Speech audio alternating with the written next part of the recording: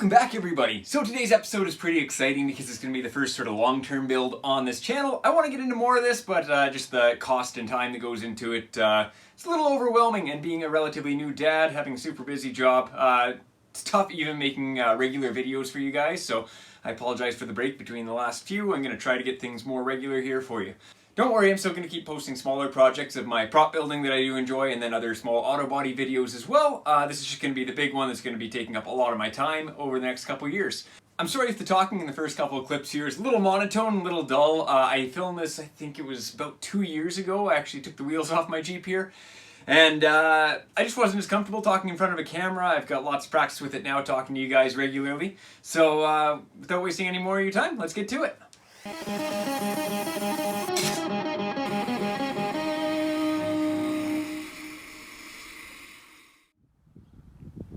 What's up, guys? Super excited for what I'm getting into today here.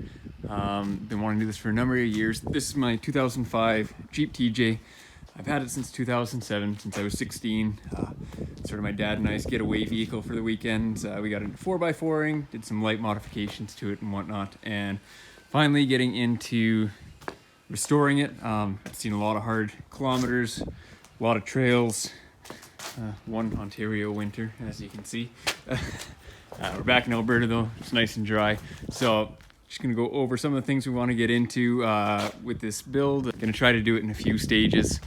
But yeah, let's do a lap around the Jeep and we'll go over what I have and what I want to change. So currently sitting on 315 by 70 R17 tires on JK rims. I do like the size, might try to bump it up to a true 35. For now these will work. They measure out to a little over 33.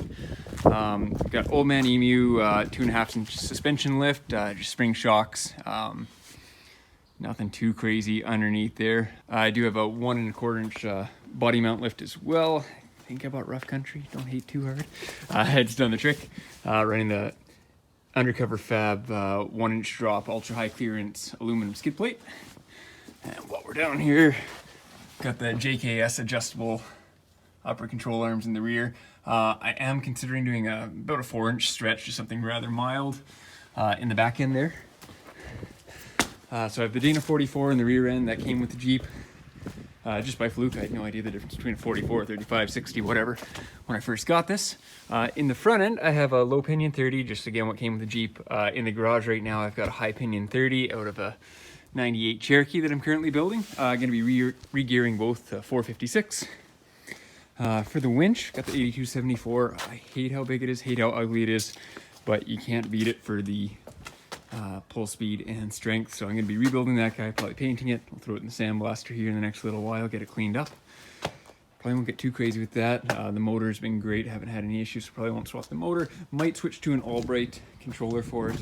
Get rid of the factory solenoids that are, I think, older than me now. So going around here again. So yeah, super rusty. The tube fenders, they've been great. But we're going to go to high clearance, so we're going to bring everything up to this line. Going to be getting rid of the tube fenders completely. They're just too heavy for my liking. As we continue here, got the Volant snorkel system. Again, super functional, but it doesn't fit all that great. I loved it. It's definitely saved me. And a few water holes and whatnot, and the combination of having the cold air intake with the snorkel is cool. So yeah, the combination of having the cold air intake, you cap the front end with the cap, definitely sitting in the middle of a highway somewhere. Then you have your piping that runs back outside the snorkel. Again, love the system.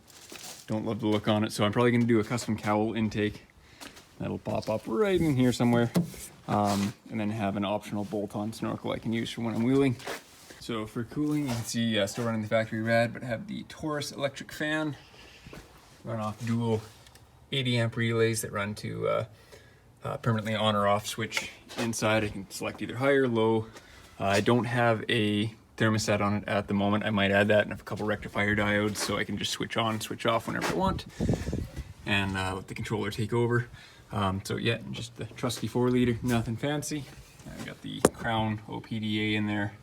If you're not familiar with the OPDA issue that it's common on the 05 and 06 TJs. I'd recommend looking into it if you have one. Onward. So I had some Genrite rock sliders on there for a number of years. They were getting rusty. It was rusting in behind. You can see it just has a rattle pan on there right now. Nothing fancy. Not really stopping the rust either. So I really want a boat side. So that'll be something else I do in conjunction with building the front fenders and rear flares. I want a boat side, so more or less from this line here, we're going to cut in at a 45-degree angle. That's going to solve a few more issues for me too. As you can see, Jeep's getting a little older. It is getting kind of rusty on these seams here, so a lot of that's getting cut out. The remainder of the seams, I am going to be pulling the body off, so I'll clean those up, probably seam seal everything as I go. Most likely go to higher clearance mounts on the side for my body mounts as well. Free up some more space. Just want something functional, still daily drivable, and not too insane because gas is expensive. So something very exciting. The color I'm going to be going, this is Ford JX Gray. I think it's called Leadfoot Gray. Just a very dark gray, very utilitarian. Super excited for that. We're going to be getting rid of the windshield hinges because I never have any intentions of pulling the windshield down. Not to mention they rust on every Jeep I've seen. So we'll get rid of those, shape all that in. That'll just be one solid bracket when I'm done. Wandering around. Oh yes, we're going to get rid of the trailer hitch because as you can see, it hangs down way too far. We're going to be building a new rear bumper and the hitch is going to pop right out there. So it'll be nice and very high clearance and compact. So on the back here, tailgate, just rusting a little bit along the bottom, more so on the inside, so that's something else has to be tackled. I might go to an aluminum flip down tailgate, we'll see. Down the road, I do want to do a fastback hardtop. Again, we'll see about that. It's a lot of work, a lot of time, so that'll be a ways down the road.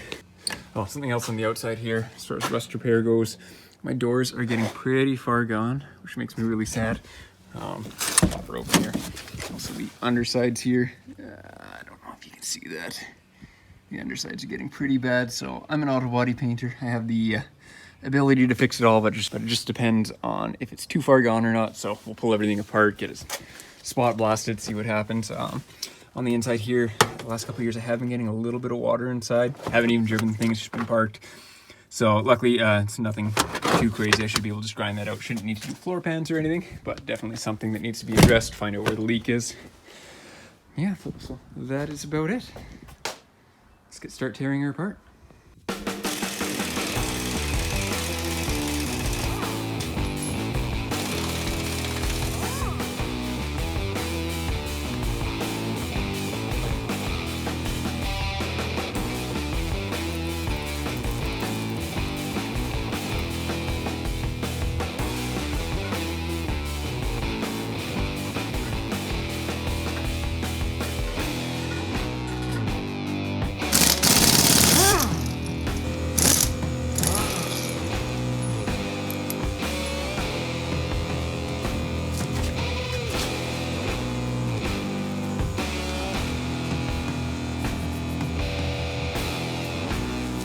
Now that we got the wheels off, I'm going to go ahead and pull my brake calipers. Then we're going to disassemble them, throw them in the sandblaster, clean them up, and hit them with some 415. Having them off is also going to give me more access to back in these areas behind. On the axle tube, clean those up as well. We're going to be hitting the full axles with 415 after we clean them up a little bit, get all that loose rust off. Because as you can see, it's a 15-year-old axle getting a little rusty. Once I pull my brake lines, I'm just going to be plugging them up for now. I'm going to be doing a full flush when I'm done. Again, the brake fluid's also 15 years old, so that could use a flush, and then I'll be doing new brake lines in the front as well anyway.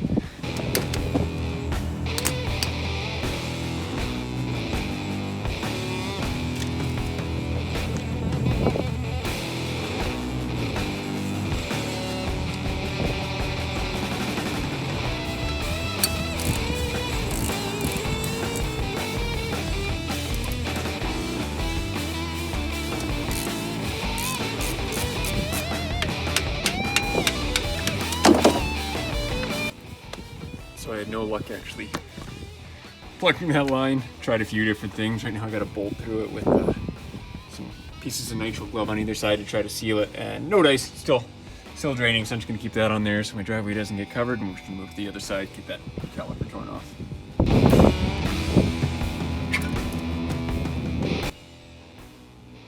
So we'll be taking this guy apart now.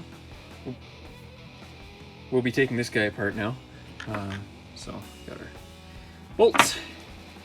I think these are called caliper pin sleeves. Honestly, I'm not 100% sure, but yeah, these guys are out. I took them out before my camera died.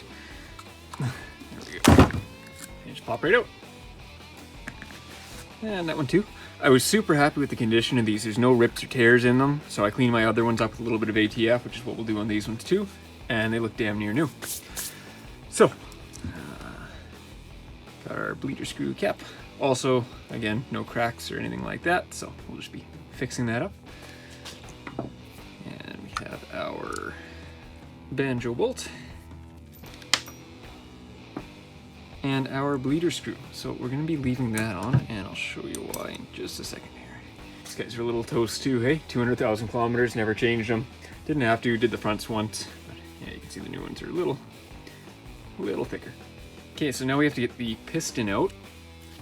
And one thing I found is I had to get this seal out before we push it out with air. I'm going to start it with a pick tool. Just to get under that edge. There we go. Break that seal. So now I got enough I can get my screwdriver in there. Just work it around. There we go. Awesome. These are actually rubber all the way around. That's just rust and mud left over from this guy. All right, so now we need to get our piston out. We're not going to be able to pull that out. Not a chance. Grab our blowgun with a rubber tip. Don't know if that's necessary. Makes life easier though. And a block of wood. So reason for the block of wood, you just don't want to damage your piston. That might have been a mistake I did when I took my other one apart. Luckily the piston didn't get damaged, but you don't want this shooting right into your caliper. So when you do this, keep your thumbs clear.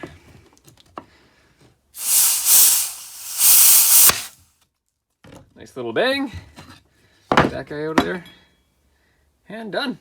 Pop our bleeder screw off of there. And there we go. We're over at my parts washer now. Just gonna give all the parts we're gonna be putting Por 15 on later a good degreasing and a good cleaning. So we're just gonna scrub these guys before we sandblast.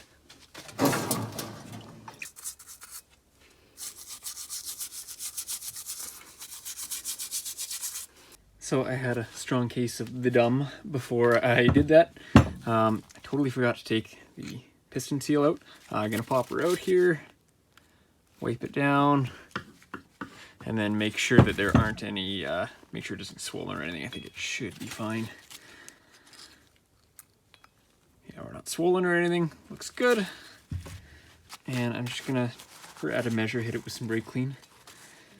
Just really want to make sure we get all the contaminants, any tar from the road or any of the brake fluid out of there before we sandblast it, because we can contaminate our media if we do that.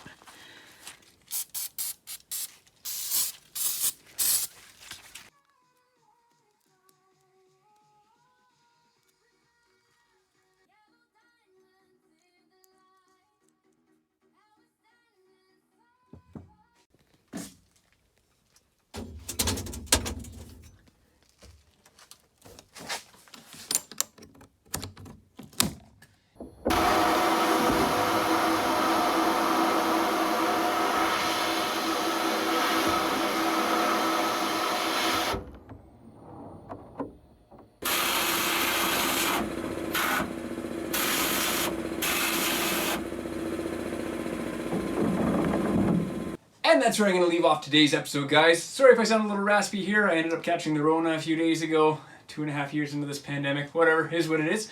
Yeah, I know we didn't get into a ton in this episode, but in the next episode we'll get into actually applying the Por 15 to the brakes, finishing these guys off.